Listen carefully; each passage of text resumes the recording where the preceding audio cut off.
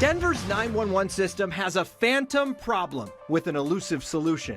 A next viewer has a real question about Amber Alerts and their effectiveness. Sweden! Who would believe this? Sweden! As the White House uses Sweden as an example of crime related to immigration, the Swedish ambassador tells Next that isn't the problem, while we also ask him an obnoxious American question about IKEA. And we hop aboard a rolling meat cylinder to see what life is like. There's never such a thing as a typical week in the Wienermobile. Sounds a lot like this show. We're keeping an eye on a grass fire burning in Golden tonight near the Coors Brewery. West Metro Fire Rescue says it's about 75 acres right now, but it is slowing down. It's about 2 miles west of 32nd Avenue near South Table Mountain. Crews from 7 different units are working to contain that fire. Helicopters are helping with water drops too. One firefighter has minor injuries. No word yet on the cause. We'll try to keep you updated if we learn more information during this half hour. Seconds count when you call 911. Yet a mystery glitch has been causing some delays in Denver's emergency system. They're called ghost calls or looping calls that distract 911 operators from people who may really need help. 9 Wants to Know investigator Jeremy Hohola set out to ask what's being done to solve that problem. 911, you expect it to be fast and efficient, but something weird is messing with 911 operators. In one case, this mystery glitch has caused a 911 caller to wait 5 minutes on hold. Unacceptable. How serious is this issue? It's very serious. The head of Denver 911 says it's a glitch outside their 911 system somewhere in the telephone network. Here's the problem. When someone calls 911 and hangs up, operators by policy have to call back to make sure the caller is okay. When the call is cleared, sometimes this glitch will loop that call back into the 911 system again, causing operators to call back again. This happens with the same number over and over again. We have called some people back 5, 6, 7 times, and they've been frustrated by that. A glitch involving T-Mobile phone lines that's clogging 911. It can be very serious and very frustrating because while we're calling somebody back who hasn't called us, someone else is calling in that needs help. And get this, Denver 911 believes this has been going on since September of 2015, which started out with about 300 of these looping calls a month. Now it's down to 18 calls last month, and it's happening during the most crucial times at night and on weekends. I think we're really close to working with our vendors to resolve it, but until we get to 0 looping calls, it's not resolved. A year and a half, that's a long time. Are they moving fast enough for you? Now they are. Now they are. Yes. Oh, maybe it's because our sister station in Dallas put T-Mobile on blast over the same problem earlier this week.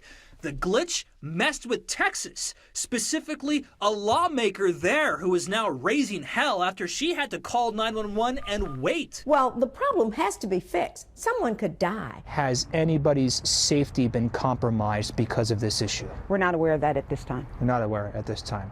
Not yet. Not yet. In standard PR speak, T-Mobile said, "We will continue working closely with Denver 911 and monitor the situation." You can read more of that riveting statement in this story online. If you've had to wait on hold, 9 Wants to Know wants to hear from you. You can email them at blowthewhistle@9news.com.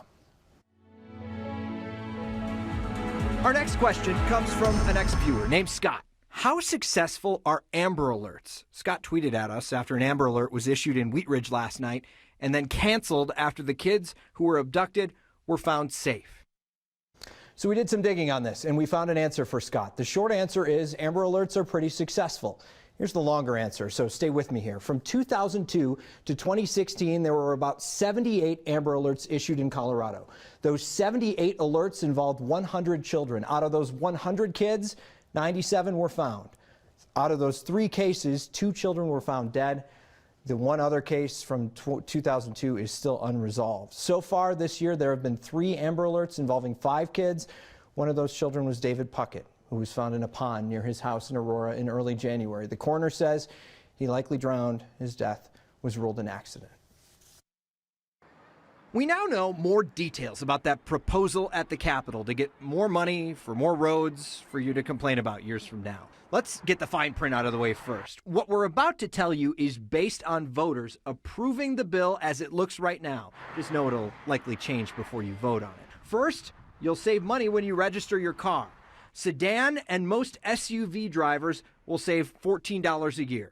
Those of you with pickups will save $17 a year, but the savings will quickly go away because the sales tax would go up from 2.9% to 3.52%. So we want to know how much you would have to spend with a higher sales tax to cut into that $14 or $17 savings. We're going to use round numbers to explain this. The new sales tax would mean for every $10 you spend, you'd pay 6 cents more in tax. For every $100, you'd pay 60 cents more. So after you spend $3,000 on taxable items, you would have paid $18 in tax more than you're saving. That all makes sense to you? This week, we're taking a look at how Denver Mayor Michael Hancock might clash or collaborate with President Trump on his agenda. Today, Kyle Clark asked the mayor about one of the president's most controversial nominees who met in person with the mayor. You were in Washington last week, a meeting of leaders from the U.S. Council of Mayors. You had a chance for a face-to-face discussion with Education Secretary Betsy DeVos. Yes. She's been a really polarizing figure, subject of a lot of mockery from the left. Based on your interactions with her, does she not grasp the way that the education system works, or do you just have disagreements with her about how education should work? You know what? Listen, in meeting with her, first of all, it's going to take a while for her to kind of settle in and kind of understand what she can do and what she cannot do, what she knows and what she doesn't know. And I think that's a fair assessment of anyone who walks into the enormity of those offices. That's the first impression. I asked her about her vision, and just like anyone who's been in an office of that magnitude for a couple of weeks, she answered the question just as I expected. There were a lot of things in there. She has to really nail it down, but that will come with time. But I'll tell you, she answered a question similar to how I would answer it. That she believes in quality education being accessible to all children regardless of their zip code, where they live. And she doesn't really care how it's delivered, whether it's a charter school or a traditional school or an innovation school. But make sure that young people and their families have options. And we really should have zero tolerance for those type of systems that only offer our families one option in terms of the type of education or opportunities in education they receive. Kyle's discussion, the mayor and the president, wraps up tomorrow. The mayor discusses how he came around on legal recreational marijuana and the best intel the city is getting on whether the Trump administration plans to enforce federal laws against legal cannabis. Tony Romo may not be coming to Denver, all because of one of Broncos country's favorites, Brock Osweiler. The Houston Texans traded the quarterback on Thursday. That could open the starting spot and salary cap space for Tony Romo in Houston. It's still unclear where Romo will go. Broncos season ticket holders have had a pretty solid offseason. The team didn't raise the ticket prices for the first time since 2011, and for the first time in 6 years, the Broncos are making a substantial number of season tickets available to fans who have been on the waiting list for years. That is all because of the result of an audit reviewed by Broncos insider Mike Kliss. Here's what the Broncos did. They finally have the technology to track how people use their season tickets over the years, specifically in 2016. They found that there were several hundred season ticket holders who did not attend one game for personal use all of 2016. Those season tickets were not renewed by the team. Why don't people use their season tickets? Two reasons. One, they just kind of expire. In one case, Merlin Olsen had season tickets. He died in 2010. His brother played for the Broncos back in the 70s. Another reason, people sell their tickets to ticket brokers. So the Broncos, why should they let people who sell these tickets for profit have seats ahead of people who really want to bring their families to the game? The Swedish ambassador says statements from the White House about crime in his country aren't true, and he tells us how his country views our politics. Kathy breaks down our weather by the numbers, since we news people struggle with numbers. That's something I never dreamed when I was little that I'd be doing, but by golly, there's nowhere else I'd rather be. And this guy is living my childhood dream. Next.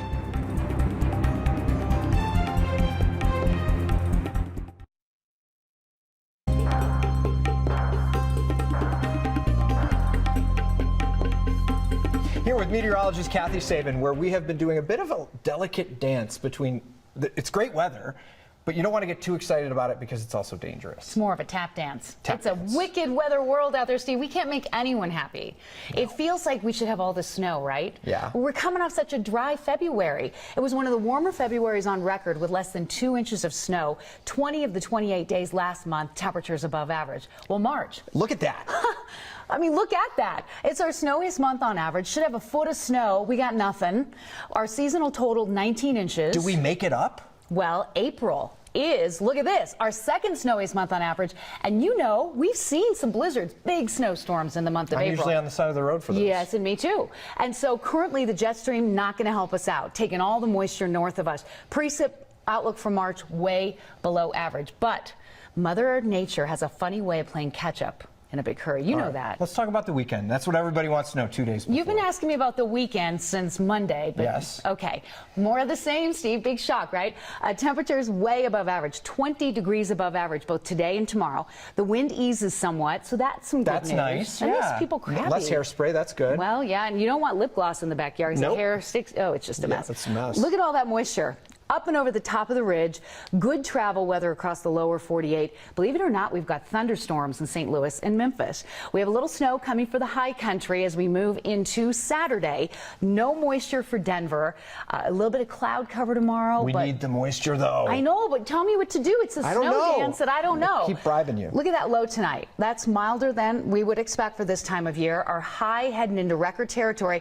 And then this weekend, the biggest, most exciting thing, Steve, I think, is daylight saving time begins. We set those clocks ahead an hour Saturday night. Thank you, Kathy. President Trump made headlines last month when he made reference to an incident in Sweden during his speech. He clarified that he meant Sweden has seen a rise in crime tied to immigration.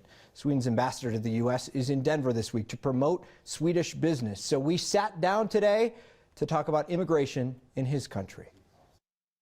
I want to get your take on that. Is immigration causing a crime problem in Sweden? No, it's not. I mean, it's not related to the fact that you see we have no evidence to the fact that the immigration that we've seen over the past years have given rise to increased crime levels at all. If you look at the statistics of it, it's been, of course, we're a country with problems like anybody else. There are challenges, but when it comes to the criminality, the trend is actually a downwards trend in the country over the past 20 years. What's the view in Sweden right now of the current political climate here in America? Well, you know, America is, and the United States is an incredibly important partner for us. We are a major investor in this country. Swedish companies are creating about 330,000 American jobs. So clearly what happens here is of great importance to us, and we work very hard to build new networks with the new administration and to navigate to try to see what policies will be actually put forward by the new administration. These are early days, and there are lots of different things in the air. We think it's prudent and important perhaps to sometimes take a step back and see what will actually come out of all this rhetoric. I know the question on all your minds. Did I ask the Swedish ambassador about IKEA? And the answer is, of course I did, but we're making you stick around to the end of the show for that. A lot of math in this show today. This library book was 13,838 days overdue. Get out your calculator, we'll figure out the fine. Ever wonder how fast the Wienermobile can go? Well, we like to joke that it's pretty aerodynamic. All of your unanswered Wienermobile questions next.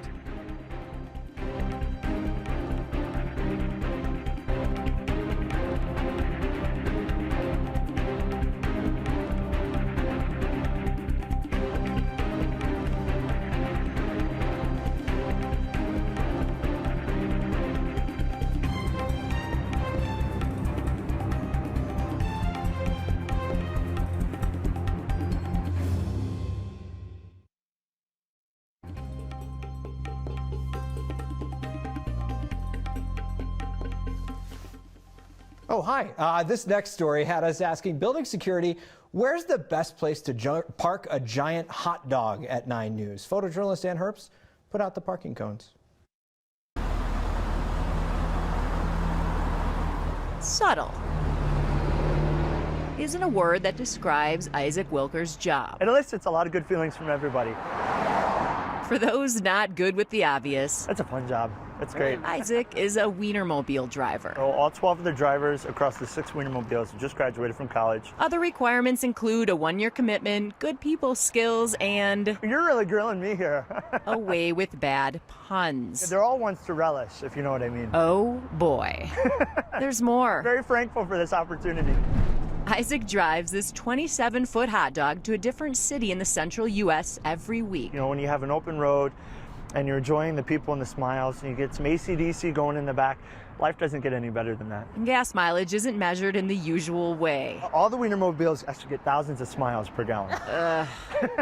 It's also Isaac's personal vehicle for the year, and friends sometimes need rides. I flew in Tuesday morning. When you drive the Wienermobile, naturally the only way to do it is to pick somebody up at the airport in the Wienermobile. Next thing I know, I see the big old wiener driving up, and I'm just like, all right, here's my ride. And so I had a hot dog costume for him at the ready. He's hopping out of the Wienermobile in a hot dog costume. So Jake put his costume on right away. Of course, why wouldn't I? I mean, we're best friends.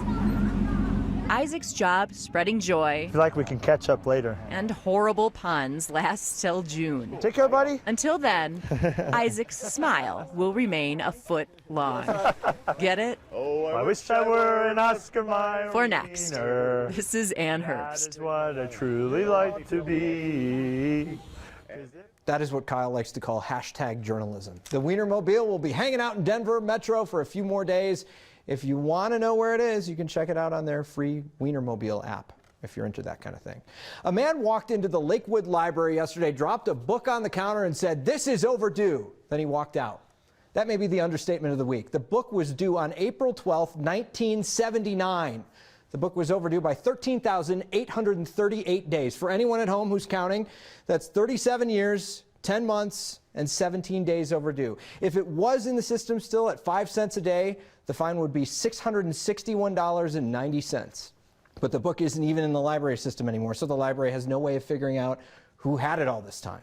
Even if the library could find the person, the max fine for an adult item is $4.20. So they'd actually be okay in the end. We asked the Swedish ambassador about something you may have always wondered. Next. Returning to our conversation with the Swedish ambassador and a line of questioning I could not resist.